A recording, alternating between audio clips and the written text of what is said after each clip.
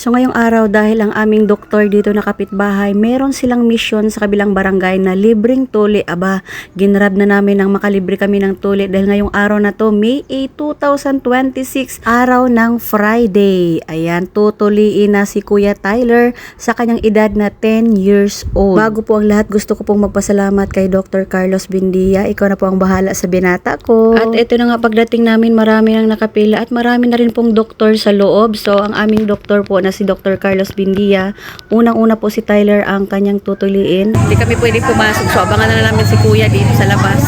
Ano na kaya si Kuya dun sa loob? Kinakabahan ako. At eto nga ang classmate ni Tyler, kinakabahan na rin. Dahil siya na ang susunod. Si Talia naman, nag-worry daw siya sa kuya niya. So ako naman, eto, dahil hindi kami pwedeng makapasok sa loob, sumisilip-silip na lang ako kung kamusta na kaya si Kuya. Kinakabahan din talaga ako. Sabi ko, umiiyak kaya si Kuya sa loob. Panatag na rin ako kahit nakasilip lang ako sa labas. Dahil nandoon yung neighbor namin na vice president na palaging assistant ni Doc. So ayan, pasilip-silip na ako dito sa labas. So syempre, yung mga bata, bawat lumalabas, pinipicturan talaga. So ako dito ay palagi nag-aabang talaga kung nasaan na si Tyler. So ayan, nakita ko na si Doc. Grabe talaga kasi yung kaba ko, parang hindi mo ko ma-explain kung ano yung nararamdaman ko. Siguro ganito nga talaga, no? Pag nagpapatuli yung mga anak natin, eh syempre first time ko. So ayan na nga, nakita ko na si Kuya! Ang anak ko, ayan na, tuli na yung anak ko. Binata na si Kuya Tyler, my first baby born. Oh. Ayan na guys, nakita ko na si Kuya. After 30 minutes o 45 minutes din, natagalan. Ayan na. Thank you, Lord. Ayan na yung baby kuya ko. Oh, masakit yan eh. Ay, Lord, thank you so much. Grabe guys, naluha-luha talaga ako. Tuwang-tuwa ako, nakita ko yung anak ko. Syempre daw, bago umuwi, mag-picture-picture daw dito na, ayan, binata na, tuli na. Binata na ang butotoy. Natatawa kay Kuya dito. Ay, grabe guys, grabe, tuwang-tuwa talaga ako. Thank you so much, Doc Carlos Bendia. So, yun na nga, paglabas ni Kuya, pinainom agad siya ng amoxicillin. 2 times a day daw yan for 5 days.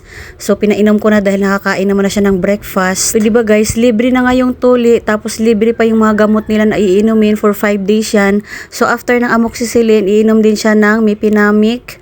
Ayan, sabi ko, inumin mo, diretsyo. Ayun na nga, bago niya na ilunok yung mga gamot na iinumin niya, halos maubos na yung tubig.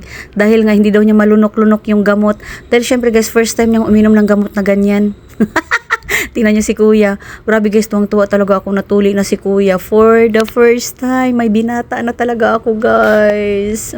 Tapos ayun na nga, habang uminom siya ng tubig, tinatanong ko kung masakit ba, ano bang ginawa niya sa loob, sumigaw ba siya. Bakit ang tagal mo sa loob? Masakit ba? Umiyak ka ba? Hindi. Umiyak ka ba? Umiyak ka hindi? Di ba kuya? Pagtusok ng karayom, yun lang naman ang masakit, di ba? So yun na nga, hindi siya gaanong makasagot. Siguro, hindi niya ma-explain. So ito na nga, pauwi na nga kami guys. So magta-tricycle na lang kami. So sabi ko, tara lakad na, dahan-dahan lang. So nagbibiro pa talaga siya. Tino yung lakad niya.